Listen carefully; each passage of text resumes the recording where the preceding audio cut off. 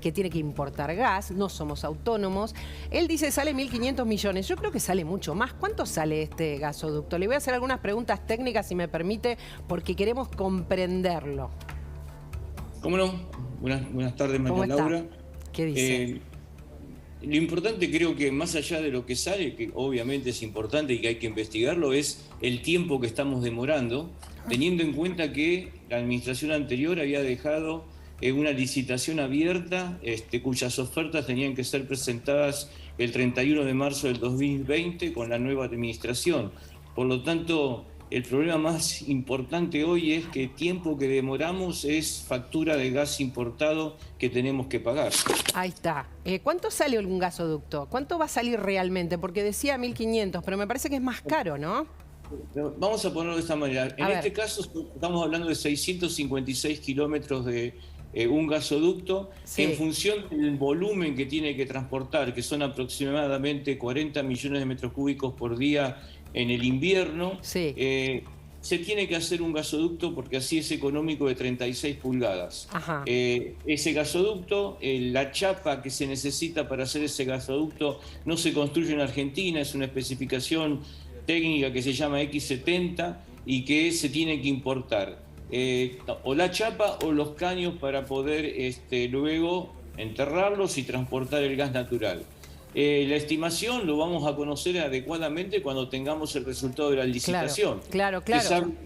Se sabe cuánto ha costado el caño porque hay una oferta que ha sido aceptada de un único oferente que se presentó, y la licitación que se está abriendo y que es motivo de esta discusión nos dará adecuadamente cuál es el costo de la construcción de este gasoducto. Correcto, el costo no lo sabemos todavía. También está postergado, todo está postergado. Vamos a recordar que el gobierno actual derogó la decisión de hacer el gasoducto del gobierno anterior, Juan José. No solamente la derogó, es decir, nosotros habíamos dejado en julio del 2019 una licitación, resolución 437 del 2019, había 4 oferentes. Debido a la turbulencia financiera que ocurrió luego de la PASO de ese año, los oferentes pidieron prórroga para ver cómo se estabilizaba el tipo de cambio. Esa prórroga se ofreció hasta el 31 de marzo del 2020 y esta administración, en diciembre del 2020, habiendo transcurrido 10 meses, dictó otra resolución, la 448, que derogó la resolución anterior. Y después se tomaron 14 meses para hacer una nueva licitación, en realidad para darle en forma directa la concesión del transporte a la compañía Enarsa en febrero de este año a través del DNU 76. A ver, tenemos 1000 preguntas, José. Tengo que lamentablemente liberarte, pero te quiero mostrar que si hilamos fino, este gasoducto tuvo un montón de complicaciones y no se está llevando adelante. O sea, no se está construyendo. Esta es la realidad de lo que venimos hablando. Sí, no es casual el nombre, ¿no? El gasoducto Néstor Carlos Kirchner. Digo, cuando vos ves cómo se va manejando todo en términos de prolijidad, en términos de las cuestiones del rol del Estado, en cuestión de qué privilegias y demás, tiene que ver también con esto, ¿no? Se está utilizando más que por una cuestión técnica o de mejora para la sociedad, por una cuestión política y de cuál es el nombre que tiene este gasoducto. Gracias por estar ahí. Espero que nos sigas viendo, José, porque mirá, lo que te vas a enterar ahora nos va a contar Juan José Aranguren, ¿cuánta plata perdimos en demorar este gasoducto? ¿Se puede estimar? Bueno, en este momento, particularmente debido a los precios internacionales, nosotros hemos pagado en la primera licitación precios del orden de los $40 el millón de BTU, en la segunda licitación alrededor de 30, sí, y en la tercera alrededor de 25, aún tomando el más bajo de ellos, $25 por millón de BTU, sí, y un precio local que se podría estar remunerando al productor local entre $4.50 y $5, nos estaríamos ahorrando $20, que esto significaría por día en el invierno un ahorro de $20 millones diarios. Estaríamos ahorrando, a ver, espere. Estaríamos ahorrando ahora $20 millones diarios. Si pudiéramos contar con transporte desde la cuenca neuquina hasta el gran centro consumidor de Buenos Aires, sí, y ofrecerle al productor local un precio que está hasta levemente por encima del precio de la licitación del programa Gas-AR, estoy hablando de $5 por millón de BTU, en las actuales condiciones del mercado nos estaríamos ahorrando el equivalente a 20 millones de dólares diarios, multiplicado por los 150 días que tiene el invierno, que es cuando nosotros entre mayo y septiembre necesitamos estar supliendo la demanda local con producto importado. Estamos hablando de que por año tenemos una factura de 3.000 millones de dólares que la podríamos estar ahorrando, remunerando a productores locales, pagando impuestos en la Argentina, pagando regalías en la Argentina, dando trabajo en la Argentina, en lugar de estar exportándolo al exterior. Es una cantidad increíble, por eso me parece muy importante su palabra y la palabra de alguien que sepa de esto y que sea un técnico. La cantidad de plata que estamos perdiendo como de costumbre en la Argentina es monumental. Hice el cálculo recién, $14.000 por minuto perdemos.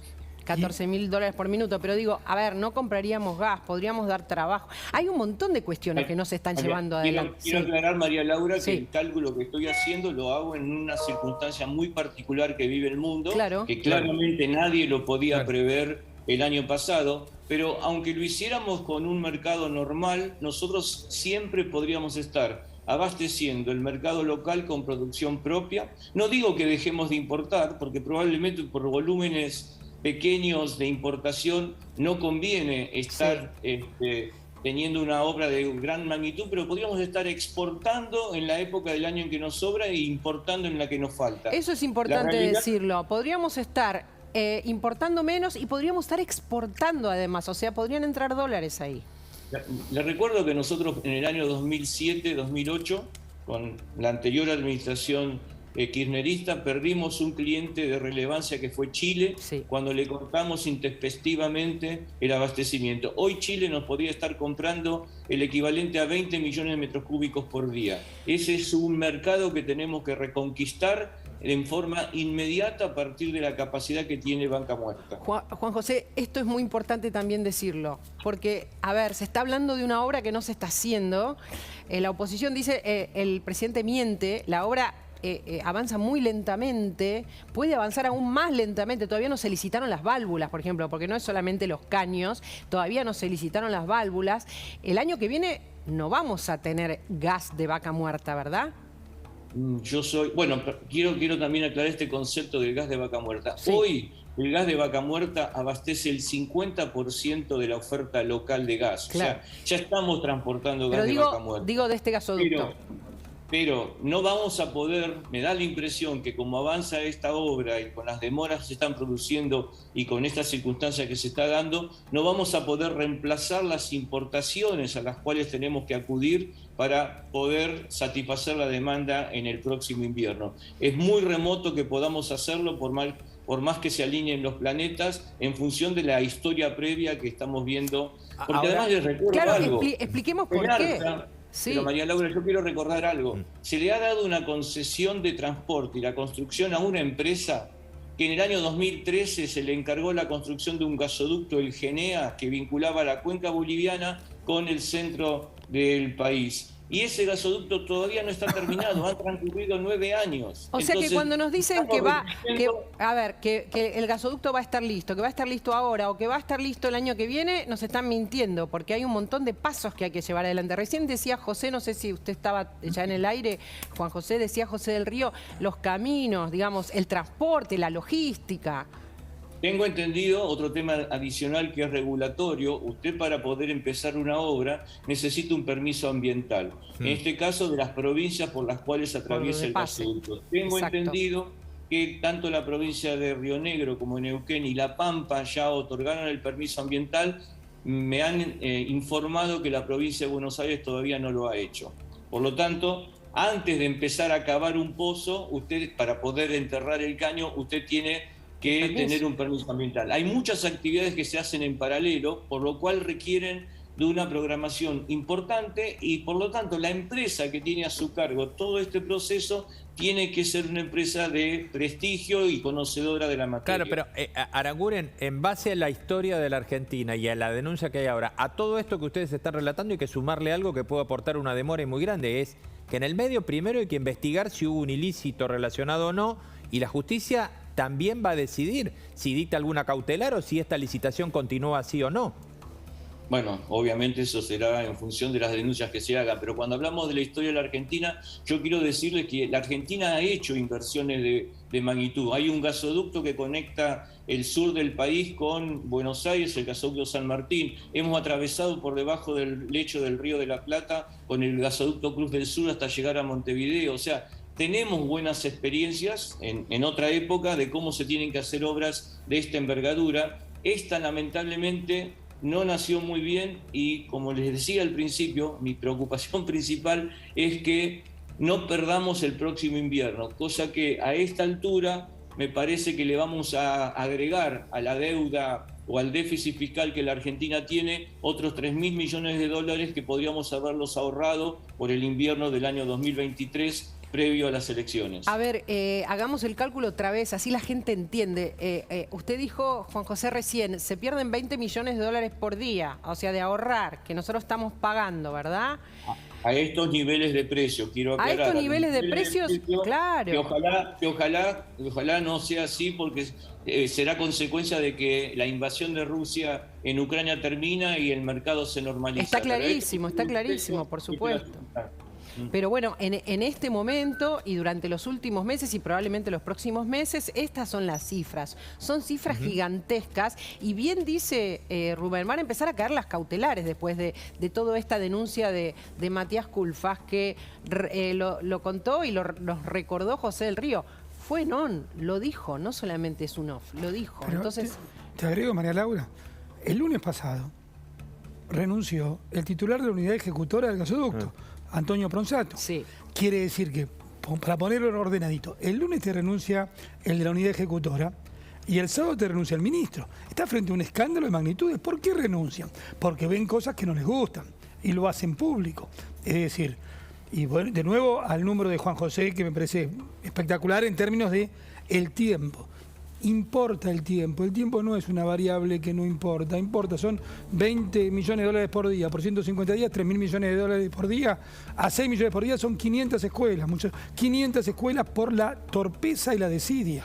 Tenemos por año, 500 escuelas por año. Una línea de tiempo de todo lo que fue pasando, fíjense, espero que lo pueda ver Juan José, pero si no se lo vamos a ir contando, lo que pasó desde que en marzo de 2019 se decidió esta obra llevarla adelante, Rubén. Bueno, aquí tenemos la historia. El 8 de marzo del 2019, hacía referencia a Aranguren recién a esto, la resolución 82 de ese año convoca a los interesados para la construcción del gasoducto, de este gasoducto de Tratayén a Salliqueló. Después pasamos, bueno, se fija apertura de ofertas en septiembre de ese mismo año. Pasamos de allí a una fecha que le acaba de mencionar Aranguren. La licitación salta al 30 del 12 del 2020 cuando el actual gobierno deroga el llamado anterior a la licitación. Ahí está, a partir de ese todo momento, lo que se había hecho antes se deroga.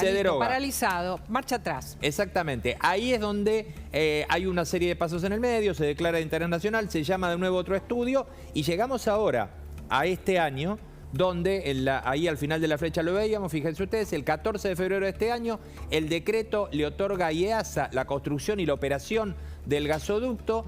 El 4 de mayo se adjudica, y acá es donde empieza el tema de los caños, los 583 kilómetros de caño de 36 pulgadas y 76 kilómetros de caño de 30. Este tema yo sé que es muy técnico, pero como lo decía Aranguren recién, es importante porque acá empieza el centro de lo que vimos en las últimas 72 horas.